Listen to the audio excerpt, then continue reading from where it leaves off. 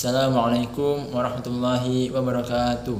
Alhamdulillahirabbil alamin. Salatu wassalamu ala asyrafil anbiya'i wal mursalin sayyidina Muhammadin wa ala alihi wa sahbihi ajmain. Amma ba'du.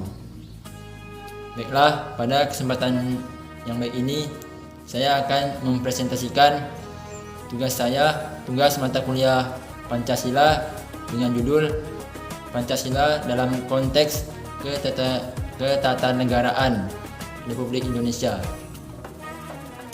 Yang pertama, arti dari Pancasila.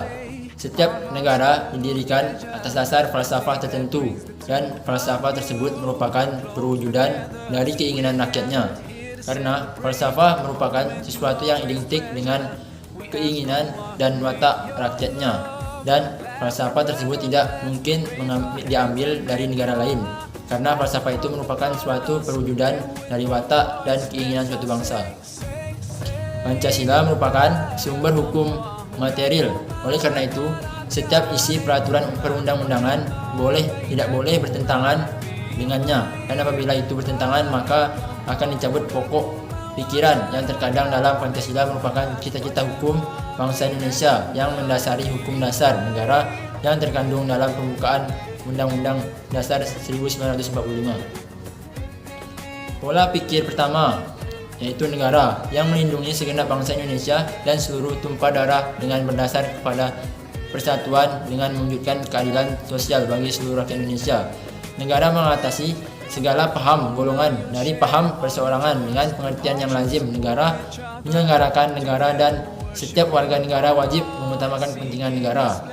Pokok pikiran kedua, negara hendak mewujudkan keadilan sosial bagi seluruh rakyat Indonesia. Hal ini menimbulkan kesadaran bahwa manusia Indonesia mempunyai hak dan kewajiban. Yang ketiga, pokok pikiran yang ketiga adalah negara berdasarkan ketuhanan yang Maha Esa menurut dasar kemanusiaan yang adil dan beradab. Oleh karena itu, mengandung isi bahwa pemerintah dan penyelenggara negara memelihara budi pekerti yang luhur dan memegang teguh cita-cita moral bangsa Indonesia. Selanjutnya, B. Hubungan Pancasila dengan pembukaan dan isi Undang-Undang Dasar. Yang pertama, hubungan antara Pancasila dan Undang-Undang Dasar 1945 secara keseluruhan. Dengan tetap menyadari keagungan nilai-nilai yang terkandung dapat falsafah negara, Pancasila dan Undang-Undang merupakan kesatuan yang tidak dapat dipisahkan, bahkan merupakan rangkaian kesatuan nilai dan norma yang terpadu. Undang-Undang Dasar dari rangkaian pasal-pasal yang merupakan perwujudan dari pokok-pokok pikiran terkandung dalam Undang-Undang Dasar 1945 yang tidak lain adalah pokok-pokok pikiran. Seperti telah disinggung di muka bahwa di samping Undang-Undang Dasar masih ada hukum dasar yang tidak tertulis yang merupakan sumber hukum yang menurut penjelasan Undang-Undang Dasar merupakan aturan-aturan dasar yang timbul dan terpelihara dalam praktik penyelenggaraan negara meskipun tidak tertulis. Inilah yang dimaksudkan dengan konvensi atau kebiasaan ketatanegaraan sebagai pelengkap atau pengisi kekosongan yang timbul dari praktik kenegaraan karena aturan tersebut tidak terdapat dalam Undang-Undang Dasar 1945. Yang kedua, hubungan antara Pancasila dengan Undang-Undang Dasar 1945 dalam pembukaan Undang-Undang Dasar.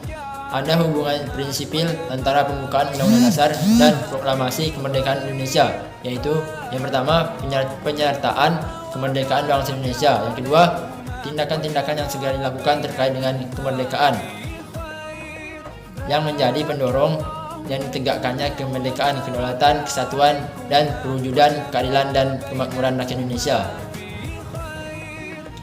Bagi bangsa Indonesia, Pancasila secara yuridis formal merupakan dasar falsafat negara yang tertuang dalam pembukaan Undang-Undang Dasar 1945.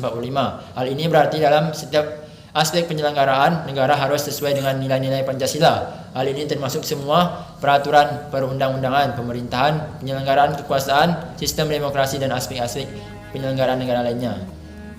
Kedudukan Pancasila ini dapat dirinci sebagai berikut. Yang pertama, sebagai sumber hukum negara berdasarkan ketetapan MPR. Yang kedua, meliputi suasana kebatinan undang-undang. Yang ketiga, mewujudkan cita-cita hukum dasar baik tertulis maupun tidak tertulis. Yang keempat, mengandung norma-norma yang harus diwujudkan di dalam undang-undang. Yang kelima, merupakan sumber semangat bagi undang-undang. C. Kedudukan Pancasila dalam ketatanegaraan Republik Indonesia. Yang pertama, Pancasila sebagai dasar negara. Pancasila sebagai dasar negara mengandung arti bahwa Pancasila dipergunakan sebagai dasar untuk mengatur pemerintahan negara atau sebagai dasar untuk mengatur penyelenggaraan negara. Dalam pembukaan Undang-Undang Dasar, alinea ke-6 dengan jelas menyatakan bahwa Pancasila adalah dasar negara. Dengan demikian, Pancasila merupakan nilai dasar yang normatif terhadap suatu penyelenggaraan negara Republik Indonesia. Dengan kata ini, Pancasila merupakan dasar falsafah negara atau ideologi negara karena memuat norma-norma yang berdasar untuk mengatur dan menentukan dasar dan bentuk penyelenggaraan negara. Yang kedua, Pancasila sebagai ideologi bangsa Indonesia. Ideologi merupakan kumpulan gagasan, keyakinan atau yang bersifat menyeluruh dan teratur secara sistematis. Hal yang dapat termuat dalam ideologi dalam hal politik, sosial, budaya, dan keagamaan. Pancasila tergolong sebagai ideologi Pancasila sendiri. Pancasila sebagai ideologi bukan hanya merupakan hasil pikiran seorang seperti ideologi bangsa lain. Ideologi Pancasila diangkat dari nilai-nilai dan sejarah dan agama. Sejak Barakallahu lakuma wa baraka alaikuma wa jama'a bainakuma bil khair. Barakallahu lakuma wa baraka alaikuma wa jama'a bainakuma bil khair. Bangsa Indonesia dan bangsa lain Pancasila sebagai bagian bangsa Indonesia memiliki arti bahwa Pancasila adalah gambaran tertulis dan pola perilaku atau gambaran tentang amal perbuatan bangsa Indonesia yang khas dan membedakannya dengan bangsa lain. From now you'll share all your joys through hardships, support each other, together worshiping Allah, seeking His pleasure. We pray that He will fill your life with happiness and blessings and grant you kids to make your home filled with laughter. Let's raise our hands and make dua like the Prophet taught us, and with one voice let's all say Barakallahu lakuma wa baraka alaikuma wa jama'a bainakuma fil khair. Barakallahu lakuma wa baraka alaikuma wa jama'a bainakuma fil khair. Masyarakat dan juga mengikat setiap warga negara Indonesia dan juga mengikat setiap penduduk yang berada di wilayah negara. Dengan demikian dapat ditarik kesimpulan pengertian kata Undang-Undang Dasar. Undang-undang mempunyai pengertian yang lebih sempit daripada pengertian Undang-Undang Dasar karena yang dimaksud Undang-Undang Dasar adalah yang tertulis, sedangkan pengertian Undang-Undang Dasar adalah Undang-Undang setiap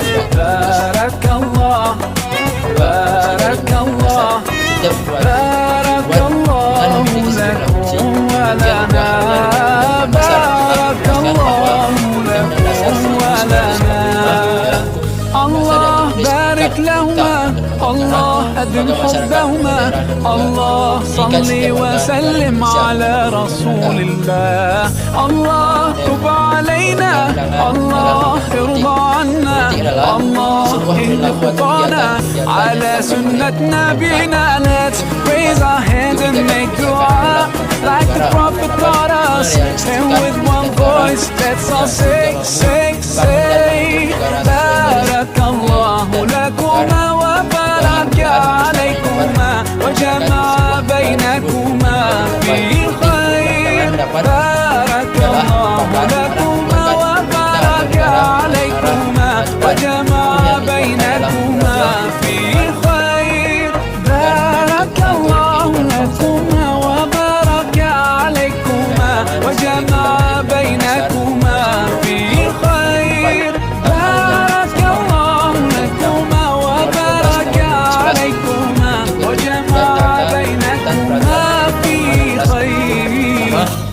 Undang-Undang Dasar Negara Republik Indonesia tahun 1945. Yang kedua, ketetapan MPR. Yang ketiga, undang-undang atau peraturan pemerintah pengganti undang-undang. Yang keempat, peraturan pemerintah. 5, peraturan presiden. 6, peraturan daerah provinsi. 7, peraturan daerah kota dan kabupaten. G. peraturan daerah, kota atau kabupaten. Seperti yang telah terjadi pada tahun 1999, pemerintah telah mengundang-undangkan nomor 2 tahun 1999 tentang pemerintah daerah, diubah dengan Undang-Undang nomor 3 tahun 2005 dan Undang-Undang nomor 12 We're here on tahun this 2008. special day. Our hearts are full of pleasure.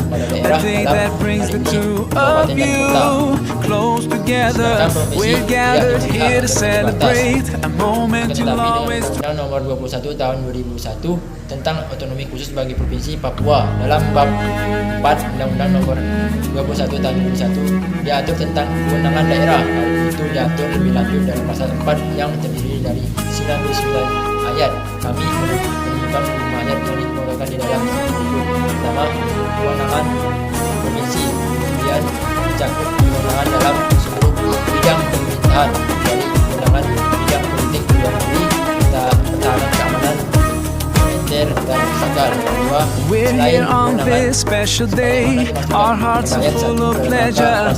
A day that brings the two of you close together. We're gathered here to celebrate a moment you'll always treasure. We ask Allah to make your love last forever. Let's raise our hands and make dua like the Prophet taught us. And with one voice, let's all say, say, say. Barakallahu lakuma wa baraka alaykuma wa jama'a bainakum